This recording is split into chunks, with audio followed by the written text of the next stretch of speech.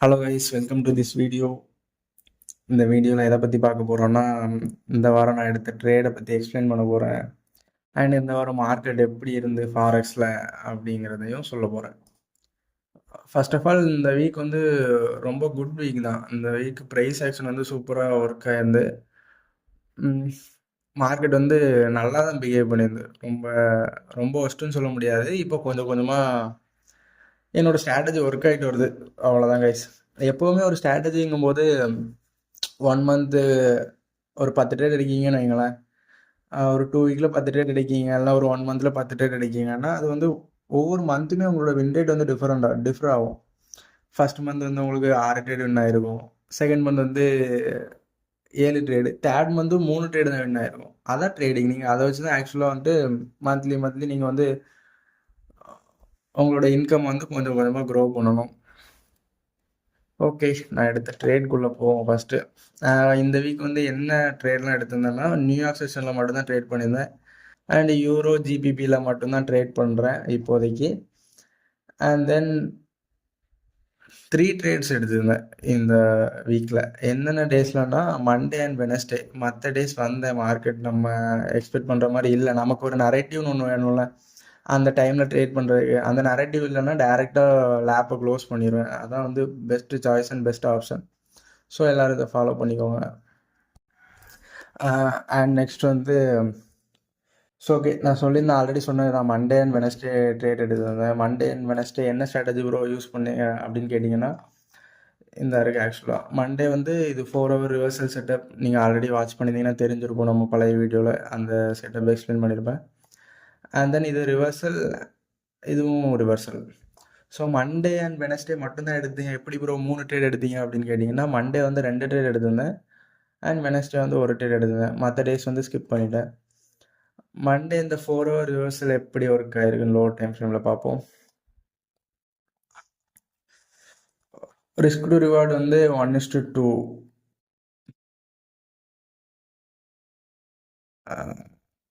இந்த 3 ட்ரேடுமே என்ன வச்சுங்கிறத நான் வந்து எக்ஸ்பிளைன் பண்ணுறேன். ஃபஸ்ட்டு இது 4 ஹவர் கண்டினியூஷன். 4 ஹவர் கண்டினியூஷனுங்கும்போது மார்க்கெட் வந்து PO3ல் 4 hour candle next 4 hour candle மேலே போகணும்னா கீழே லோ வச்சுட்டு தான் தென் மேலே போகும். அப்போ நம்ம என்ன பண்ணோம், நம்மளோட பை என்ட்ரியை விக்கில் ப்ளேஸ் பண்ணோம். ஸோ நான் விக்கில் ப்ளேஸ் பண்ண தான் ட்ரை பண்ணேன். ஆக்சுவலாக இந்த இடத்துல ஒரு fair value gap and order block ஏதோ இருந்து. ஸோ இது என்னோட point of interest. Then market இந்த இடத்துக்கு வர வரைக்கும் வெயிட் பண்ணேன். இந்த இடத்துக்கு வந்த உடனே எனக்கு இங்கே ஒரு மார்க்கெட் செக்டர் ஷிஃப்ட் கிடச்சோன்னே என்னோட என்ட்ரி இந்த பிளாக்ல என்ட்ரி, இது என்னோட பிரேக்கர். இந்த பிரேக்கரில் என்னோட என்ட்ரி, ஸ்டாப் லாஸ் இந்த இதில், டார்கெட் வந்து இந்த 15 மினிட் ஹை. நான் இதே சேம் என்ட்ரியை இதே டைமில் ஜிபிபிலையும் எடுத்திருந்தேன், யூரோலையும் எடுத்திருந்தேன், ஜிபிபிலையும் எடுத்திருந்தேன். ஏன் ப்ரோ 2 இதுலையும் எடுத்திருந்தீங்க அப்படின்னு கேட்டிங்கன்னா, எனக்கு கோரிலேஷன் ப்ராப்பராக இருந்து. யூரோவில் ஒவ்வொரு தடவையும் இந்த லோ வந்து செட் பண்ணிகிட்டே இருந்து, இந்த லோ செட் பண்ணிகிட்டே இருந்து. ஆனால் ஜிபிபியில் இந்த லோ செட் பண்ணலை. இந்த லோ எடுக்கலை, இந்த லோ எடுக்கலை, இந்த லோ. இதுக்கு பதிலாக மேலே ஒரே ரேஞ்சில் தான் இருந்து. ஸோ அப்போ ஜிபிபியில் வந்து ரிஜெக்ஷன் வந்துகிட்டே இருக்குது. இந்த ரெண்டுமே கோரிலேஷன் பேர். யூஎஸ் டாலர் மேலே போச்சுன்னா ரெண்டும் கீழே வரும், யூஎஸ் டாலர் கீழே போச்சுன்னா ரெண்டுமே மேலே போகும். ஸோ அப்போ எதை மீன் பண்ணுது, ஜிபிபியில் கொஞ்சம் கொஞ்சமாக ப்ரைஸ் ரிஜெக்ட் ஆகுது, மேலே போக ட்ரை பண்ணுது. ஆனால் யூரோவில் ப்ரைஸ் கொஞ்சம் கொஞ்சமாக கீழே வந்துட்டே இருக்குது. அப்போ யூரோவில் ஒரு ப்ரைஸை வந்து சீக் பண்ணுது மார்க்கெட், இந்த ப்ரைஸ் நான் வந்தாகணும் அப்படின்னு சொல்லிட்டு. ஸோ நான் வெயிட் பண்ணேன் இந்த ப்ரைஸ் ரீச் பண்ணுற வரைக்கும்.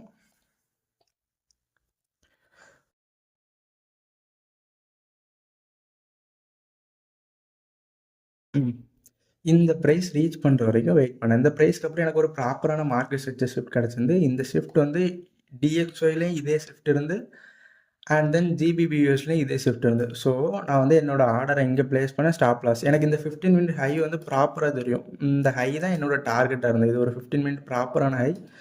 இந்த ஹையை தான் டார்கெட் வச்சுருந்தேன். ஸோ ப்ராப்பராக போச்சு. இது வந்து எனக்கு ஒரு 98% நான் வந்து அக்யூரேட்டாக ப்ரெடிக்ட் பண்ணியிருந்தேன். என்ன மாதிரி ப்ரெடிக்ட் பண்ணியிருந்தேன்னா, ட்ரேடரில் இது வந்து இந்த ஹையை வந்து எடுக்கணும். ஸோ இந்த ஹையை எடுக்கிறதுக்காக நம்ம வந்து லாங் பொசிஷன் பிளேஸ் பண்ணுவோம். அந்த ஹையை நம்ம டிபியை வைப்போம். 100% எடுக்கும்னு சொல்லிட்டு இந்த ட்ரேடை ஹோல்ட் பண்ணேன். ஸோ 1:1 போன பிறகு என்னோட ஸ்டாப் லாஸை மூவ் பண்ணி பிரேக் ஈவனில் வைத்து விட்டேன். தென் இந்த ப்ரைஸ் வந்து இங்கே போச்சு. எவ்வளோ மைன்யூட்டான டிஃப்ரெண்ட் பாருங்கள். இந்த இடத்துல இந்த இடம் கொஞ்சம் டச் பண்ணி தான் நான் அந்த இடத்துல வந்து டார்கெட்டோட எக்ஸிட் ஆகிருப்பேன் அந்த ட்ரேடை. பட்டு சான்ஸ்லாம் போயிட்டு இது வந்து 1:3.35ங்கிறது. ஏன்னா நான் வந்து இந்த 15 மினிட் ஹை வந்து ப்ராப்பராக செட் ஆகிருந்து. ஸோ நான் அதை தான் வந்து டார்கெட் பண்ணியிருந்தேன்னா, ஸோ அதனால் நான் இது 1:2வோட இந்த ட்ரேடை வந்து நான் ஆல்ரெடி ஒரு ட்ரேடில் வந்து என்னோட ரிவார்டை ஃபிக்ஸ் பண்ணிட்டேன். சரி இன்னைக்கான ப்ராஃபிட்டை நம்ம இதில் எடுத்துட்டோம். ஸோ இந்த ட்ரேடை ரன் பண்ண விடுவோம் அப்படின்னு சொல்லிட்டு தான் நான் வந்து 1:3.35 ரிஸ்க் டு ரிவார்டுக்கு அந்த 15 மினிட் ஹையில் என்னோட டிபியை செட் பண்ணிவிட்டு நான் சார்ட்டை க்ளோஸ் பண்ணிட்டேன். இந்த ப்ரைஸ் வந்து 1:1 வந்தோடனே நான் என்னோட ட்ரேடை பிரேக் ஈவனில் போட்டுட்டேன். ஸோ அப்போ இந்த ட்ரேடுக்கான ரிஸ்க் எனக்கு கிடையாது. நான் ஸ்டாப்பில் லாஸ்ட்டில் க்ளோஸ் பண்ணல, பிரேக் ஈவனில் தான் க்ளோஸ் பண்ணேன். இது டிபியுமே ஹிட் பண்ண வேண்டியது. தென் இங்கே பாருங்கள் ஒரு லோ. அப்போ இந்த இடத்துல பெரிய லிக்விடிட்டி ப்ரொவைட் பண்ணியிருக்காங்க பை சைடுக்கு. எப்படி மூவ் ஆகிருக்கு பாருங்களேன். இவ்வளோ தூரம் ப்ரைஸ் புஷ் பண்ண முடியாது. இங்கே எடுத்த உடனே ஒரே கேண்டில், இந்த கேண்டிலோட லென்த்தை பாருங்கள். அவ்வளோதான். அடுத்து மறுபடியும் ஈக்குவல் ஹை வச்சுட்டு தென் ரீட்ரேஸ்மெண்ட். அவ்வளோதான். அடுத்து அங்கே உள்ள இதை எடுத்துகிட்டு ஸோ இந்த இடத்த நான் பிரேக் ஈவன் வைக்கலன்னா மொத்தமாக என்னோட ஸ்டாப் லாஸ் ஹிட் ஆகிருக்கும். இல்லைன்னா பார்சியல் க்ளோஸ் பண்ணிடலாம். பட் எனக்கு இது நார்மல் தான். நான் இது அவ்வளோவா எதுவும் கேர் பண்ணல. இது வந்து பிரேக் ஈவனில் எண்ட் ஆனதுக்கு. தென் நான் உங்களுக்கு அந்த ஜிபிபியில் எடுத்த சேம் ட்ரேடை காட்டுறேன். ரைட்.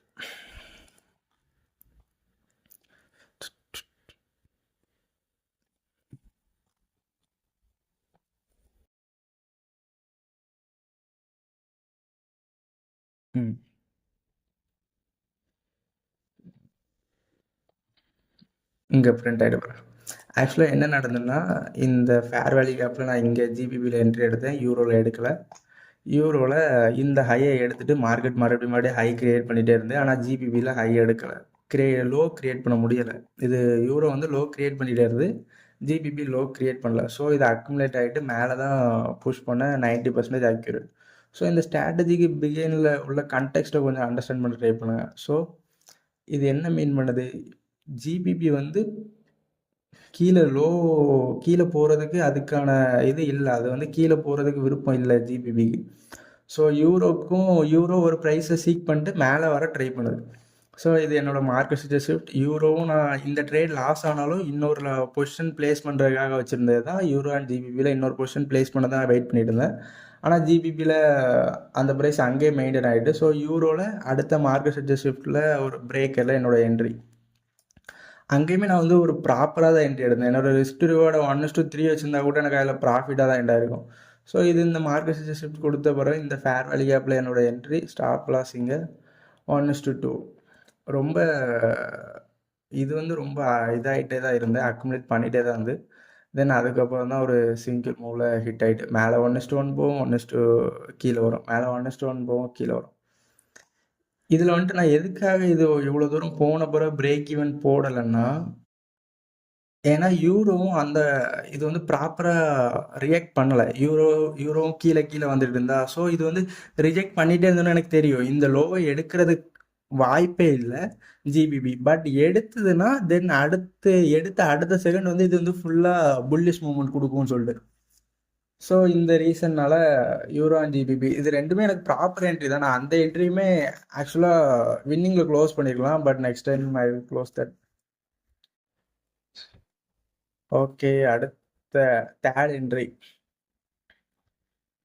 என்ட்ரி யூரோவில் இந்த ரிவர்சல். ஸோ இந்த இடத்துல வந்து ஃபுல் பியரிஷாக இருந்தது. ப்ரைஸ் க்ளோஸ் பண்ண முடியலை, இந்த லோவை தாண்டி க்ளோஸ் பண்ண முடியல, அண்ட் இந்த லோவை தாண்டி க்ளோஸ் பண்ண முடியல, இந்த லோவை தாண்டி க்ளோஸ் வைக்க முடியல. ஸோ இது வந்து நம்மளோட ரிவர்சல் ஸ்ட்ராட்டஜி.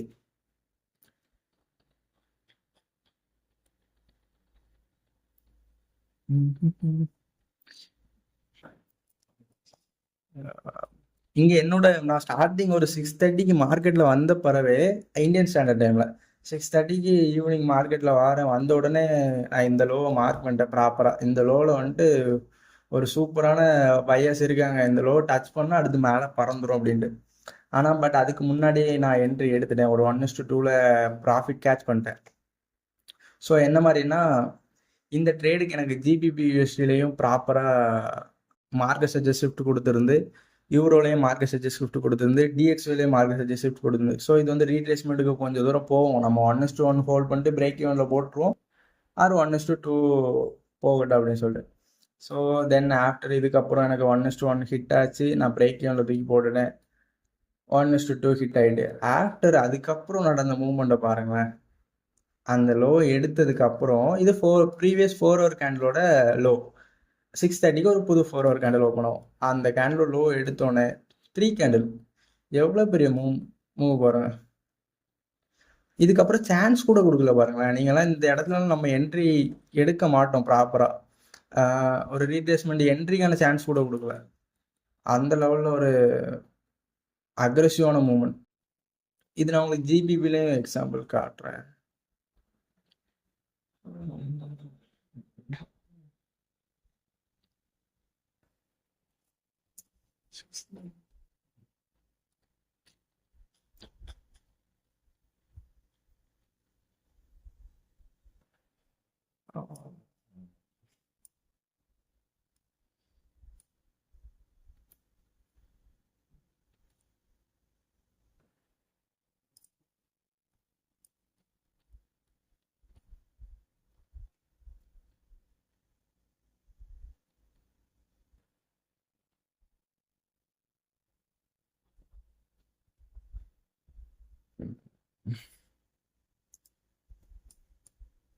இது கிடையாது, இன்கரெக்ட்.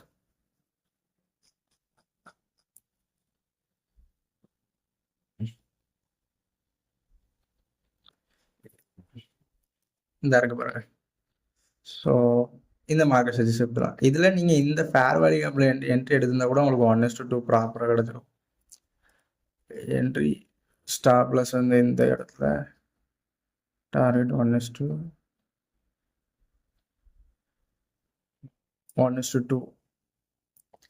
கரெக்டாக ஹிட் ஆகிருக்கிறது 1:2. ஸோ இந்த மாதிரி தான் நீங்கள் வந்து வீக்லி ட்ரேடை மெயின்டைன் பண்ணணும். எல்லா நாளுமே நம்ம ட்ரேட் பண்ணக்கூடாது. எல்லா டேயுமே மார்க்கெட் 24 ஹவர்ஸ் இருக்கும். உங்களுக்கான ப்ராப்பரான செட்டப் இருந்தால் மட்டும்தான் நீங்கள் ட்ரேட் பண்ணணும். நீங்கள் உங்களுக்கான செட்டப் என்னன்னு தெரியும், நீங்கள் எப்படி ட்ரேட் பண்ணுவீங்கன்னு தெரியும்.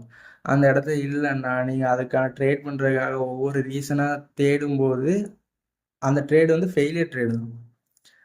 நீங்கள் இல்லாத இடத்துல உங்கள் மைண்டை வந்து டைவெர்ட் பண்ணி அந்த இடத்துல ஒரு இருக்குது, இந்தந்த ரீசன் இருக்குது அப்படின்னு நீங்கள் ஃபோர்ஸ் பண்ணும்போதே அந்த ட்ரேட் வந்து லாஸ் தான் ஆகும். ஸோ அதனால் ப்ராப்பராக டிசிப்ளினாக ட்ரேட் பண்ணுங்கள். Weekly 2-3 trade. அண்ட் தென் நீங்கள் வந்துட்டு இது 2 ட்ரேட். நான் இந்த ட்ரேட்லேயே நான் 2 ட்ரேட் கேட்ச் பண்ணியிருக்கேன். நான் என்னோட இதுலேருந்து என்னோட டோட்டல் அமௌண்ட்லேருந்து நான் 4% அப்பில் இருக்கேன் இந்த வீக். லாஸ்ட் வீக் ப்ராஃபிட்டில் தான் எண்டாச்சு. ஸோ அடுத்து நெக்ஸ்ட் வீக்கில் ட்ரேட் பிரேக் டவுனில் பார்ப்போம். Thank you guys.